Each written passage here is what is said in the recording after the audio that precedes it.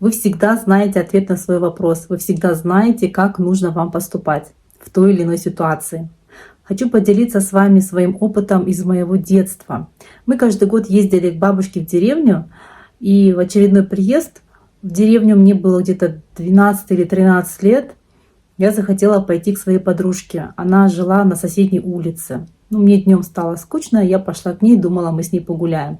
А в деревне днем никто не выходит на улицу, потому что жарко, и все занимаются домашними делами. И на лавочку на улицу выходят посидеть, когда становится прохладно, то есть уже вечером. И мы выходим из ее калитки, отошли где-то на метров 50, и мы слышим лай собаки. Собаки там лают везде, это деревня, в каждом доме есть собака.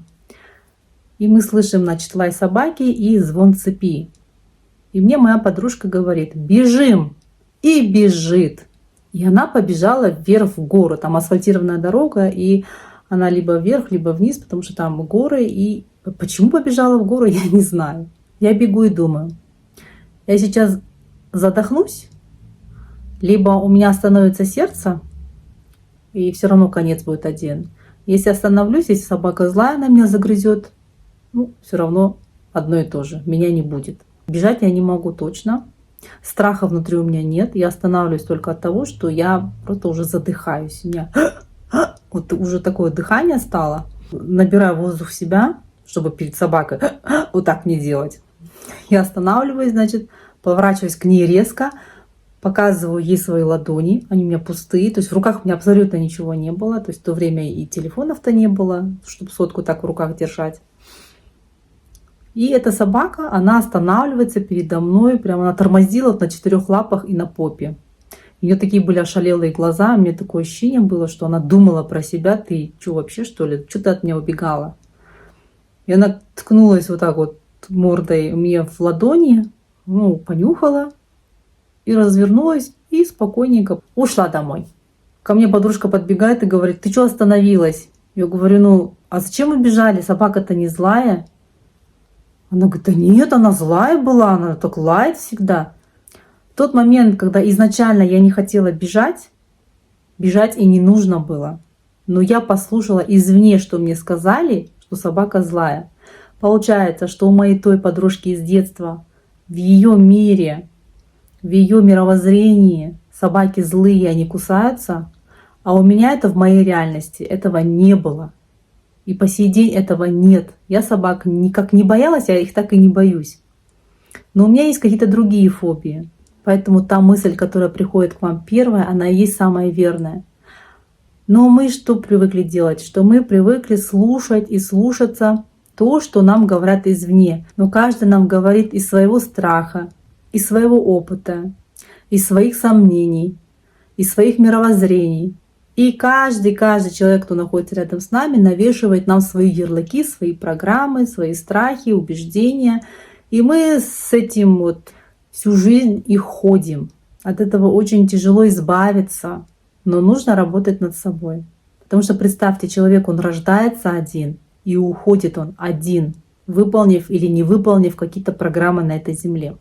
И когда нам навешивают свои убеждения, то есть получается это чужие нам убеждения, чуждые нам, мы проживаем не свою жизнь, мы мыслим чужими убеждениями, у нас нет своих мыслей. Поэтому мы должны знакомиться с собой, мы должны понимать себя и не бояться ничего.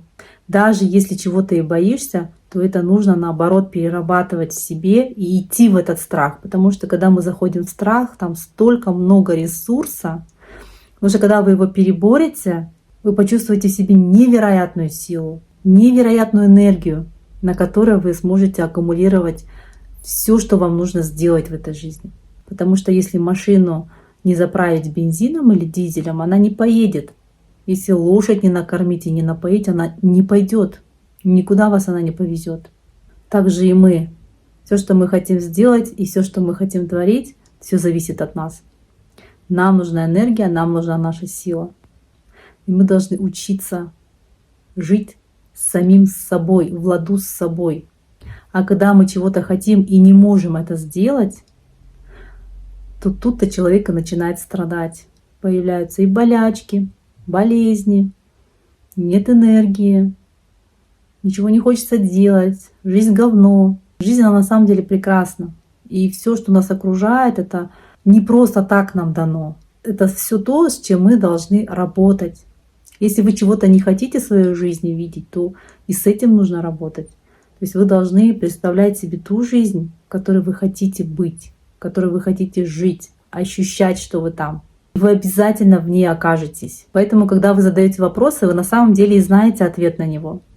Вы либо хотите подтверждения того, что вы действительно думаете, и что вы хотите сделать, и как вы видите, как оно будет, либо вы хотите опровержения, потому что вам там-сям кто-то что-то говорит, и вы хотите, чтобы было именно так, как говорят вам извне, потому что вы не хотите брать на себя ответственность, потому что вы боитесь, что кто-то что-то о вас скажет, либо подумает.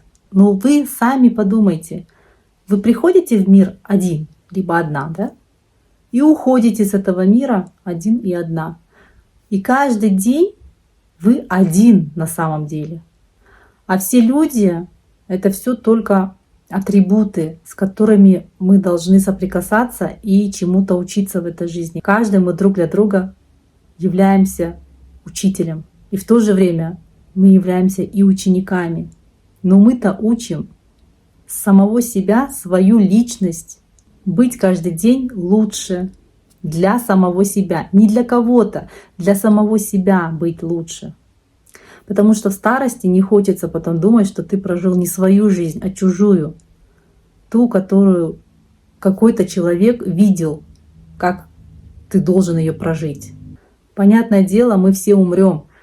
Жизнь, она коротка, но она и на самом деле может быть очень и очень интересной.